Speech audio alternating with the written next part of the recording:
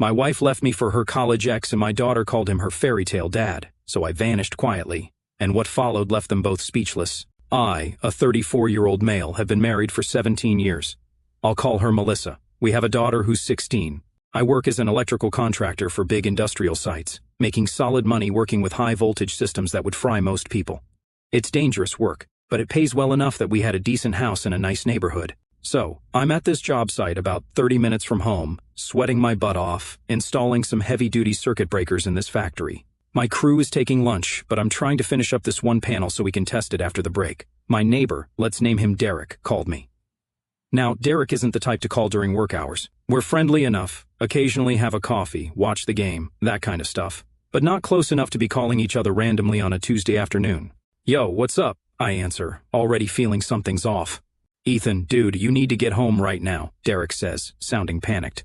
My stomach drops immediately. What's happening? Is there a fire? Is Zoe okay? There's a U-Haul truck in front of your house, man. Like 3 guys are loading furniture into it. Your wife is there, supervising. I thought maybe you guys were moving and didn't tell me, but something seemed off. My brain just short-circuited. What? Are you serious right now? Dead serious, bro. They've already loaded your leather couch, that big TV from your living room, and a bunch of other stuff. Your wife doesn't look upset or anything. She's checking stuff off on a clipboard. I'll be there in 20, I said, already ripping off my work gloves. I basically ran to my supervisor, told him there was an emergency at home, possibly a robbery in progress. Dude took one look at my face and just nodded. Go. I broke every goddamn speed limit getting home. My mind was racing the whole time. Was this some kind of organized daytime robbery? Was Melissa being forced to help at gunpoint or something? Did she snap and decide to just bail on our marriage? Nothing made sense. As I screeched into our neighborhood, I could see the U-Haul from the end of the block, a big 26-footer parked half on our lawn. And sure enough, there's Melissa in her yoga pants and tank top, holding a clipboard, looking completely unworried while some guys I'd never seen before were carrying our furniture out of our house. But what really got me seeing red was this tall dude in designer sunglasses and a polo shirt, pointing and directing the movers like he owned the place, standing on my property, giving orders about my stuff. I slammed on the brakes, threw my truck in park, and jumped out so fast I didn't even close the door behind me. I stormed right up to that polo shirt guy. "What the hell do you think you're doing?" I shouted, getting right in his face. This clown barely looked at me, just glanced over with this annoyed expression and said, "Mind your business, dude." I don't remember consciously deciding to hit him. It was like my body moved on its own. My fist connected with his jaw so hard I felt the impact shoot all the way up to my shoulder. He went down like a sack of bricks, sunglasses flying off, blood already starting to trickle from his lip. I was on him in a second, just blind with rage. 17 years of marriage, working 60-hour weeks sometimes, never even looked at another woman. And here's this random dude stealing my things in broad daylight. "You think you can steal from me?" I was yelling, landing punch after punch. The movers just stood there watching, not even trying to stop me. With one hand still gripping his shirt collar, I pulled out my phone and dialed 911. "There's a robbery at my house," I told the dispatcher, breathing hard. "I've got one of them subdued. Send cops now." I gave them my address and hung up. That's when I heard Melissa screaming, "Ethan, what are you doing? Get off him!" She dropped her clipboard and ran over, shoving me hard enough that I actually lost my grip on the guy. She dropped to her knees beside him, checking his face, wiping blood from his nose with her sleeve, looking at him like... That's when it hit me. "Do you know this jerk?" I asked, already knowing the answer but needing to hear it. Melissa looked up at me, and I'll never forget the expression on her face. Not guilt, not shame, annoyance, like I was the one causing problems. "Yes," she said, her voice ice cold. "This is Jordan. He's my boyfriend." I swear to God, time stopped. My ears started ringing. 17 years, a lifetime together, and this is how I find out. Before I could even process what was happening, my foot connected with Jordan's ribs hard. He groaned and curled up. Then I kicked him again, this time right on target. He made this high-pitched wheezing sound that would have been hilarious in any other situation. "You're my wife," I shouted at Melissa. "And you're moving our stuff out with your boyfriend?" I looked at the U-Haul, then back at her. "What the hell is this? You're just leaving, taking half our things without even telling me?" She stood up, brushing dirt off her knees. "I was going to call you after. I didn't want a scene. A scene. Like this was just some minor inconvenience. Like she wasn't blowing up our entire life without even a conversation." The cops showed up before I could really process what was happening. 2 cruisers, lights flashing. The neighbors were all out on their porches by this point, watching the show unfold. This big cop immediately got between me and Jordan, who was still on the ground, moaning. "What's going on here?" he demanded, hand hovering near his weapon. "I'm the homeowner," I said, trying to keep my voice steady. "I got a call from my neighbor that people were loading my furniture into a truck. I came home and found this guy directing the movers. My wife apparently decided to leave me and take half our stuff without telling me." The officer looked at Melissa. "Ma'am, is this your husband?" She nodded, still looking pissed. "And you're removing items from the house?" "I'm taking my half," she said, like it was the most obvious thing in the world. The officer sighed. "Ma'am, you can't just take things from the marital home without a court order. Until a judge orders the assets to be split, you can't legally remove furniture or major possessions." Melissa's face went from annoyed to shocked. "What? That's ridiculous. Half of this stuff is mine." "Maybe so," he said.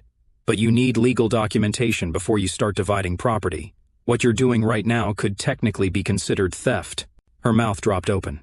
"Theft? It's my stuff too." "The law doesn't work that way, ma'am. You need to go through proper legal channels." By this time, the second cop was helping Jordan up. Dude's face was already swelling, blood smeared across his chin. He was giving me the death glare but wisely kept his mouth shut. "So, what am I supposed to do?" Melissa demanded. "You can take your personal effects, clothes, toiletries, items that are clearly yours alone. But furniture, electronics, anything that could be considered jointly owned stays until the courts decide otherwise." Melissa looked like she was about to explode. I can't believe this." Jordan finally spoke up, his voice nasal from his busted nose. "Baby, let's just go. We'll figure it out later. Baby." I lunged toward him, but the cop caught me. "That's enough," he said firmly. "One more move like that, and you're in cuffs too." I backed off, but I was still seeing red. The cops turned to the movers, who'd been standing around this whole time like they were watching a damn reality show. "You guys need to unload everything you've already put in the truck, now." They shrugged and started carrying stuff back inside. "This isn't over," Melissa hissed at me as she stomped into the house to pack her clothes. "Oh, it's just getting started," I called after her. After the cops left, one stayed to make sure everything got put back and Melissa only took her personal stuff. I sat in my living room, staring at the wall, trying to process what the hell had just happened. My knuckles were bruised and swelling. My wedding ring felt like it was burning a hole in my finger. I took it off and tossed it onto the coffee table. I was still sitting there when Zoe got home from school. She walked in, backpack slung over one shoulder, and stopped short when she saw me. "Dad, why are you home?" Then she noticed the state of the living room, furniture all askew from being moved and put back, a few drops of blood on the carpet from where I'd beat Jordan's ass. "What happened?" I patted the couch next to me.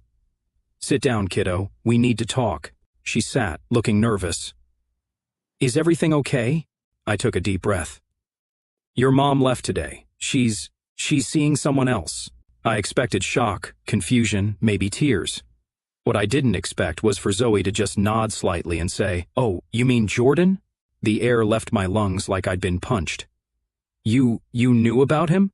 She started picking at her nails, not meeting my eyes. "Yeah, Mom told me a while ago." "How long?" My voice sounded hollow, even to me. She shrugged. "Like 6 months, maybe. He's her college boyfriend. They reconnected on Facebook last year." Each word felt like a knife. My own daughter had known my wife was cheating for months and never said a word to me. "She said he's her soulmate," Zoe continued, still not looking at me, "that they were meant to be together, but life got in the way. He had to move to Europe for work right after college, and they lost touch. She said she only married you because you were stable and would be a good provider. So I was just a backup plan, just an ATM machine." Zoe shrugged again. "She said you were a good choice, reliable, nice, but she never really loved you the way she loved Jordan." The casual way she said it, like she was discussing the weather, like my entire life hadn't been a goddamn lie, like she hadn't been complicit in keeping this secret from me. "So, if Jordan had never left for Europe, your mom would have married him instead, and you would have been his kid. That would have been better, right?" I asked, trying to keep my voice steady. "Yeah," Zoe said with this dreamy look. "Mom says they're soulmates. It would have been perfect." "Who else knows about this?" I asked. "About Jordan?" "Grandma and Grandpa know," I said, referencing Melissa's parents. "They never really liked you anyway," she said. "They always thought Mom could do better. That was the final straw. 17 years with those people. 17 Christmases, Thanksgivings and birthdays, fixing their cars, helping them move, building them a goddamn deck for their retirement house. And they'd never really liked me." I laughed. It wasn't a happy sound. "Dad, are you okay?" Zoe asked, finally looking concerned. I gave her a smile that I know didn't reach my eyes. I'm going to be just fine. In fact, I'm going to give everyone exactly what they want. I didn't sleep that night, just sat there making plans. By morning, I knew exactly what I was going to do. First stop, my buddy Marcus's law office. Marcus is this shark of a divorce attorney who handles all the nasty high-conflict splits in town. We played football together in high school, and I'd rewired his whole house for free last year. I walked in without an appointment, but his secretary took one look at my face and immediately ushered me back. "Jesus, Ethan, you look like—" Marcus said when I walked in. "What's going on?" I laid it all out for him, every detail. By the time I finished, he was already pulling out forms. "I need this done fast," I told him, "and I need to protect everything I have. She gets the absolute minimum required by law, not a penny more." Marcus nodded. "We'll file today.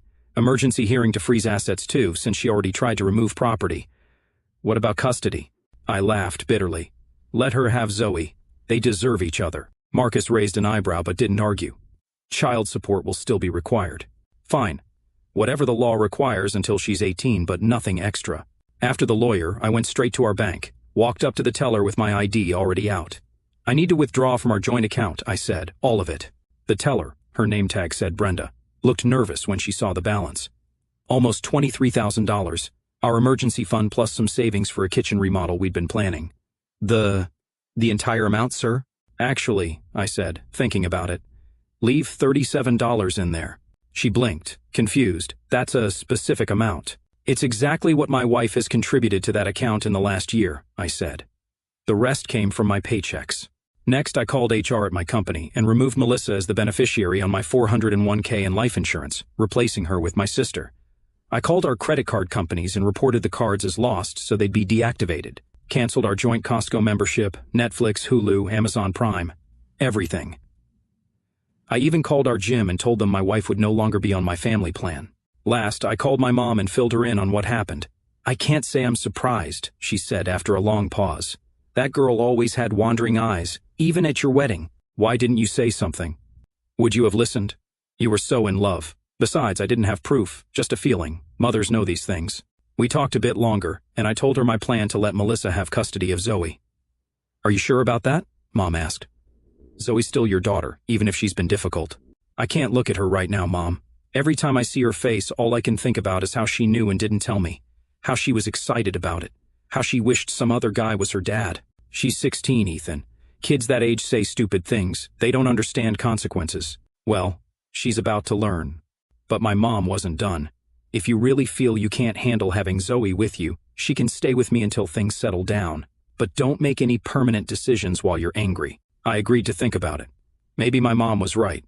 But right then, I couldn't stand the thought of looking at Zoe's face every day, knowing she'd been part of this deception.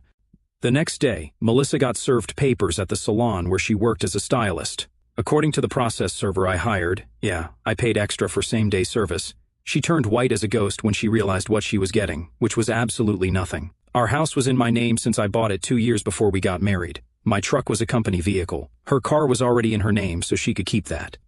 No alimony, since we both worked and made comparable salaries. Just basic child support for Zoe until she turned 18, which was less than 2 years away.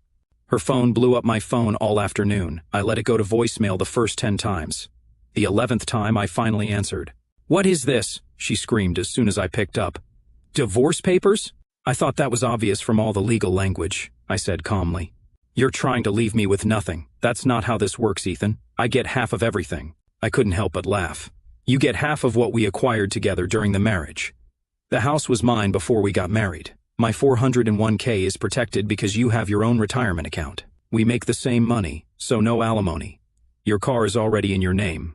You're getting exactly what you're legally entitled to, which, by the way, is a hell of a lot more than you deserve after hooking up with some guy behind my back for months." "This isn't over," she hissed. "I'll fight this." "Good luck with that. I've got texts from Zoe confirming you've been cheating for at least 6 months. I've got a police report from yesterday when you tried to steal our furniture. And I've got Marcus as my lawyer who, as you know, eats people like your bargain basement attorney for breakfast." She started crying then, actually trying to guilt me. How am I supposed to start over with nothing after 17 years together? Don't I deserve something for all that time? "You got Jordan," I said. "Your soulmate, right? The guy you should have been with all along. Well, now you can be together without me in the way. Isn't that what you wanted?" I hung up before she could answer. 2 weeks later was our first court date. Marcus had pushed for an expedited hearing, and with the evidence of Melissa trying to remove property, the judge agreed. I showed up in my best suit, clean-shaven, looking as respectable as possible. Marcus was already there, organizing his files, looking like the predator he was in the courtroom. Melissa arrived a few minutes later with her lawyer, some chick named Vanessa who looked fresh out of law school. Jordan was with her, his face still slightly discolored from our introduction. They sat on the opposite side of the courtroom, and I could feel them glaring at me the whole time. Zoe showed up with Melissa's parents, avoiding eye contact like I was some distant uncle. I stayed stone-faced, even though it stung watching her stand with the people who backed Melissa's mess. The judge got things moving, and Melissa's lawyer came in swinging for half the house, support, and retirement. Marcus, cool as ever, shut it all down. House was mine before the marriage. Retirement accounts were separate and no spousal support since we made about the same. When it came to the joint account, Marcus dropped receipts showing Melissa barely contributed, and the judge sided with us. Then came the real deal. Melissa didn't want custody, said she was moving in with her new guy and didn't want to uproot Zoe for her senior year. Zoe looked blindsided. Marcus suggested her staying with Melissa's parents temporarily, and, surprisingly, they agreed. The judge went with it, making custody official for now, and ordered us both to pay support. As we left the courtroom, Zoe called after me. I stopped, turning to face her. She looked smaller somehow, more like a child than the teenager who'd so casually told me I was just a placeholder in her mother's life. "Why don't you want me to live with you?" she asked, tears streaming down her face. "You hate me now." Something in me softened slightly. "I don't hate you, Zoe, but I can't look at you right now without remembering how you kept your mother's affair a secret, how you told me it would have been perfect if Jordan had been your father instead of me." "I didn't mean it," she cried. "I was just repeating what Mom said." "That's the problem," I said quietly. "You believed her. You went along with it. You picked a side, and it wasn't mine." Her grandmother put an arm around her shoulders. "Come on, sweetheart, let's go home." As they led her away, she looked back at me, still crying. For a second, I almost called her back. Almost. Marcus put a hand on my shoulder. "That was rough," he said. "You okay?" "No," I answered honestly. "But I will be." The next couple of weeks were a blur. I threw myself into work, taking every overtime shift I could get. When I wasn't working, I was looking for a new place to live. I couldn't stand being in that house anymore, surrounded by memories of a life that had been a lie. I found a decent apartment closer to work, 2 bedrooms, so Zoe would have a place to stay if things ever got better between us. I wasn't ready to completely write her off. Despite everything, she was still my kid. Melissa tried calling a few times, but I let it go to voicemail. Her messages ranged from angry threats to tearful pleas to cold negotiations about dividing up the small stuff from the house. I responded only to the practical messages and only through text. About 3 weeks after the court hearing, I got a call from Zoe's grandmother, Carol. "Ethan, it's about Zoe," she said, her voice tight. "She's not doing well." My heart dropped. "What's wrong? Is she sick?" "Not physically. She's hardly eating, barely sleeping. Her grades are dropping. She's devastated, Ethan. She thinks you've abandoned her." I sighed, rubbing my temple. "Carol, she knew about the affair for months and didn't tell me. She told me to my face she wished another man had been her father." "What am I supposed to do with that?" There was a long pause. "Did you know," Carol finally said, "that Melissa told Zoe she'd send her to boarding school if she ever told you about Jordan?" I sat down hard. "What?" "Melissa threatened her. Said if Zoe ruined things, she'd make sure Zoe regretted it. That girl was trapped between her parents, Ethan. She made a mistake, but she was manipulated by her mother." I didn't know what to say. I'd been so hurt, so angry, I hadn't considered that Zoe might have been coerced into keeping the secret. "Would you be willing to talk to her?" she asked. "Really talk? I think she needs to hear from you that you don't hate her." "I'll come by tomorrow after work," I promised. When I showed up at Carol and Bill's house the next day, Zoe was sitting on the front porch. She looked terrible, pale, with dark circles under her eyes. Her hair, which she'd always taken such pride in, was pulled back in a messy ponytail. She stood up when she saw me, uncertain. "Your grandmother called me," I said. "Said you're not doing great." She shrugged, looking at the ground. "I'm fine." I sat down on the porch steps and patted the spot next to me. After a moment's hesitation, she sat down. "Grandma told me Mom threatened you," I said, "about keeping the Jordan thing a secret." Zoe tensed beside me. She said she'd send me away, that I'd never see my friends again, that it would be my fault her happiness was ruined. I took a deep breath, trying to control the fresh wave of anger at Melissa. "Why didn't you tell me that in court, or before?" "I was scared," she whispered, "and ashamed. I knew it was wrong, what Mom was doing, but I didn't know what to do." We sat in silence for a minute. I never wished Jordan was my dad, she finally said. Not really, Mom kept telling me how perfect he was, how happy they were going to be. I guess I wanted to believe her, that there was this perfect life waiting for us. Life isn't perfect, kiddo. There's no such thing as soulmates or fairy tale endings. There's just people trying their best, sometimes failing, sometimes succeeding. She nodded, wiping at her eyes. I know that now. Another silence. I miss you, Dad, she finally said, her voice breaking. Something in my chest loosened. I reached out and put my arm around her shoulders. I miss you too, Zoe. She leaned into me, and suddenly she was sobbing, her whole body shaking. I held her, letting her cry it out, feeling my own eyes getting wet.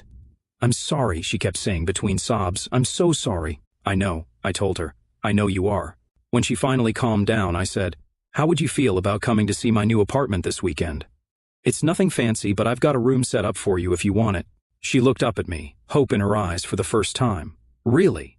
Really? We've got a lot to work through, and it won't all happen overnight. But you're my daughter, Zoe. That hasn't changed. She hugged me so hard it actually hurt. I'd like that, she said. I'd like that a lot. As I was leaving, Carol stopped me at the door. Thank you, she said quietly. And I'm sorry, Bill and we should have said something when we found out what Melissa was doing. She's our daughter. We thought she'd come to her senses. I nodded, understanding in a way I wouldn't have before. We all make mistakes trying to protect our kids. Then came the final divorce hearing. It was mostly a formality. The judge made the temporary orders permanent with a few minor adjustments. Zoe would split time between my apartment and her grandparents' house, with the option to stay with Melissa on occasional weekends if she wanted to. She didn't. Melissa showed up alone, no Jordan. She looked rough, had lost weight, dark circles under her eyes. She barely said a word the whole time, just nodded when the judge asked if she understood the terms. As we were leaving the courthouse, she caught up to me in the parking lot. Ethan, wait, she called. I stopped, steeling myself. What? She took a deep breath. I wanted to say I'm sorry, for everything. I stared at her, trying to find any trace of the woman I'd loved for 17 years. Little late for that, isn't it? She looked down at her hands. Jordan left. He wasn't who I thought he was. I couldn't help it. I laughed. You threw away our entire life together for a guy who bailed on you after a month. Classic. It wasn't like that, she protested. He was different than I remembered. Let me guess. The fantasy didn't match the reality. She didn't answer directly. I made a mistake, Ethan. A terrible mistake. Yeah, you did. Several, actually. She looked up at me, and I could see she'd been crying. Is there any chance we could… No, I cut her off. Not in this lifetime. You didn't just cheat on me, Melissa. You lied to me for months. You manipulated and threatened our daughter. You tried to steal from me. You broke every fucking promise you ever made to me. There's nothing left. I still love you, she whispered. I shook my head. No, you don't. You love the idea of me as a safety net now that your fantasy blew up in your face. She flinched like I'd slapped her. That's not fair. None of this is fair, Melissa. Welcome to real life. I turned to walk away. He hit me, she blurted out. I stopped, not turning around. Jordan, she continued. He had a temper. I never saw it before we moved in together. He'd get so angry over nothing. And one night, he just snapped. Despite everything, I felt a flash of anger. Nobody deserves that, not even her. Did you report him? I asked, still not looking at her. Yeah, she said quietly. He's got a restraining order now. I finally turned back. Good. I'm glad you did that. At least, I'm staying with my cousin right now, she said. The salon cut my hours because I was a mess after everything. I knew what she was angling for. Financial help, a place to stay, her old life back. But that ship had sailed, hit an iceberg and sunk to the bottom of the ocean. I hope things get better for you, I said, and meant it. But it's not my problem anymore. I walked away then, feeling lighter than I had in months. The divorce was final. The past was the past. It was time to focus on rebuilding my relationship with Zoe and figuring out what the hell I wanted from the rest of my life. And it's amazing how much can change in half a year. I've been promoted at work, now running my own crew installing electrical systems in new commercial buildings. The money's better, the hours are more regular, and I actually get weekends off most of the time. Zoe moved in with me full-time about 2 months ago. She's doing better in school, talking about colleges, even dating this kid named Alex who seems decent enough, though I still give him the death stare when he picks her up, as is my fatherly duty. We've had some hard conversations, Zoe and me, about trust, about family, about making mistakes and moving forward. Sometimes it's still rocky, but we're getting there. She's seeing a therapist once a week, which has helped her process everything that happened. Last weekend, she asked about her mom. They talk occasionally, but Melissa hasn't been consistent about visiting. Do you ever miss her? Zoe asked as we were making dinner. I thought about it while chopping vegetables. I miss who I thought she was, I answered honestly. But that person never really existed, so no, not really. Zoe nodded, seeming to understand. She keeps asking about you. If you're seeing anyone. I chuckled. Tell her to worry about her own love life. Speaking of which, I have been seeing someone. Nothing serious yet, but promising. She's a project manager for the construction company that hires my electrical crew. We met on a job site when she called me out for using the wrong gauge wire. She was right. Turns out they'd changed the specs, and no one told me. She's smart, doesn't take any BS, makes me laugh, and is completely different from Melissa in every way that matters. She's also been divorced, so she gets it. The baggage, the trust issues, the hesitation to dive in again. We're taking it slow. She's met Zoe a couple of times, just casual dinners. Zoe likes her, which is a relief. Melissa still tries to contact me occasionally, mostly about practical things, tax documents she needs, questions about health insurance for Zoe, but sometimes she tries to get personal. I keep it strictly business. There's no going back. And honestly, I don't want to. I ran into her parents at Zoe's school concert last month. It was awkward at first, but Bill shook my hand and said, "You're a good father, Ethan. Better than we gave you credit for." It wasn't quite an apology, but it was something. As for Jordan, I heard through the grapevine that he violated the restraining order and spent a month in county lockup. Can't say I'm broken up about it. Now, a year ago, if you told me my wife would leave me for another man, my daughter would be complicit in hiding it, I'd have said it would destroy me completely. And for a while, it nearly did. But here I am, still standing, stronger maybe than I was before. Life didn't just go on. It got better. Not in a movie montage and everything is perfect kind of way, but in the way where your chest doesn't feel like it's caving in every time you walk through your own front door. The silence in my house used to scream. Now it feels like peace. Zoe and I were good, real good. That took time and some brutally honest conversations, but we found our way back. She's got this insane level of emotional maturity now. Tells me she wants to study psychology so she can help other kids deal with the crap we barely talk about in most families. That's her heart, man. She's got it. Melissa's still out there, making Melissa choices. Last I heard, she's dating some dude from a car dealership who wears way too much cologne and says bro unironically. Zoe meets up with her every few weeks for lunch or whatever. I let them have their space. I've got no energy left to police that dynamic. And me? I'm doing all right. Jamie moved in a little while ago. She's nothing like what I thought I needed and somehow exactly what I do. We keep it simple. She makes Zoe laugh. That alone earns her a gold star. Sold the house, wrapped up the paperwork, and walked away from all the ghosts that came with it. Even split the profits with Melissa. Call it a business transaction in the name of sanity. And I don't regret how I handled the divorce. You don't fight a forest fire with a squirt gun. When someone's torching your life, you grab the hose, call the fire department, and bulldoze the burnt leftovers. Clean slate. Zero apologies. The one thing I do wish I'd handled differently was Zoe. I was angry, hurt, blindsided, and I took that pain and made it a wall between us. Took time to break it down. But we're good now. Better than good, actually. She challenges me, calls me out, makes me proud in a way I can't explain without tearing up. Oh, and if anyone's wondering, Jordan, Melissa's soulmate? That dude spiraled fast. Turned out to be controlling, manipulative, paranoid. The whole greatest hits album of red flags. Zoe told me he ended up in jail after things got physical. Melissa landed in the hospital. Karma's weird like that. Doesn't always come fast, but it rarely forgets. Do I feel bad? I don't know. I wouldn't wish abuse on anyone, but I also can't forget how she played me, lied to me, and tried to erase me like I was a glitch in her love story, Boboot. That's on her. She built the bridge. She burned it, then watched it fall with a front row seat. And to everyone DMing me, asking if Zoe is really mine, stop, seriously, that girl is mine in every way that matters. DNA doesn't define a father. Showing up does. Anyway, life isn't a fairy tale. But I'm no longer stuck in a horror story either. And if you're sitting in the wreckage of your own relationship right now, wondering if there's a way out, there is. You walk, you rebuild, you protect your peace like it's sacred, because it is. Catch you all on the flip.